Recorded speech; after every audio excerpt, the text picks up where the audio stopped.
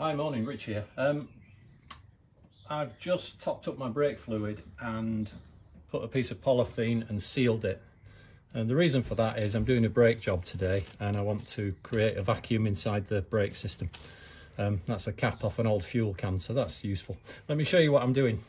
The other day, I had some brake shoes rubbing, and so I've dismantled the brake pads and I've found this here, so clearly that piston is not retracting properly, and that's the reason why the pad was rubbing on the disc. So I'm going to replace the caliper. I've already loosened it slightly, that's why it's chattering there, and I'm going to just show you how to do that quickly. So first of all, let me explain the difference between the calipers. They are handed, left and right hand. I'm in the UK. This is the driver's side, passenger side, and this is the one I'm going to do first. So you can see that it's not a Mercedes part, it's a reconditioned unit from Birmingham Brakes. The Mercedes main dealer wanted 350 sterling for one of these. Birmingham Brakes, it's half that price. And as you can see from the seals in there, it's essentially brand new. The casting is as good as new, and all the internals are completely replaced. I'll put a link to Birmingham Brakes in the base, but yeah, it seemed a nice company to deal with. I've got no affiliation with them, but they're a nice to deal with.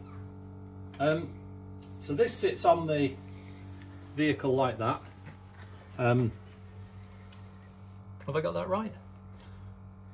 Normally you'd expect the bleed nipple to be on the top, so it could easily be this one that's on the driver's side.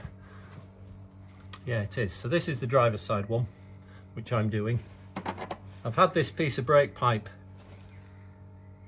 produced. It's got the standard fittings on, so have a look at that. And when you have this made, make sure you've got that flare on the pipe work. Fluid in at the bottom, bleed it out through the top. So I'll be fitting that in a while. And then we'll bleed the brakes, which is a fairly straightforward thing. I won't go into how we're doing that. Plenty more videos explaining that. So I think we're probably ready. I'm going to come back to you in a bit when I've taken that caliper off. Okay, it just occurred to me it's worth, for those of you that have not done the brake pads before, it might be worth just going through that briefly. Really straightforward. It is genuinely a 10-minute job. So take this retaining cover off with a couple of little 10mm bolts on the top here, and then disconnect the brake. I've already removed this pad. Then disconnect the brake sensor wire. Always disconnect that up here on the vehicle connection rather than the pad connection. If I pull that now, there's a chance that that metal insert is going to come out. So always disconnect it here, and then that pad will come out. To remove the caliper, I've already loosened it, and that's why it's chattering here. We've got 4 bolts, 2 at the bottom here and 2 at the top here, and they're 18mm. So back those 4 off. Check your pipe work is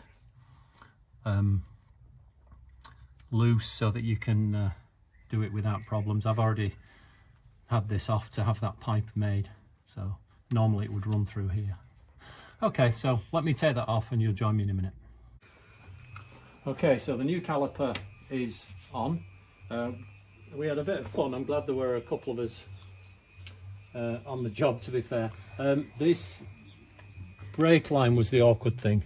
This retention bracket bolts on the back of the caliper, and the brake pipe, of course, connects the two. So the length of this pipe is really crucial, and of course when it's factory built, it's all nice and new. I would suggest I had this made at 16 centimeters.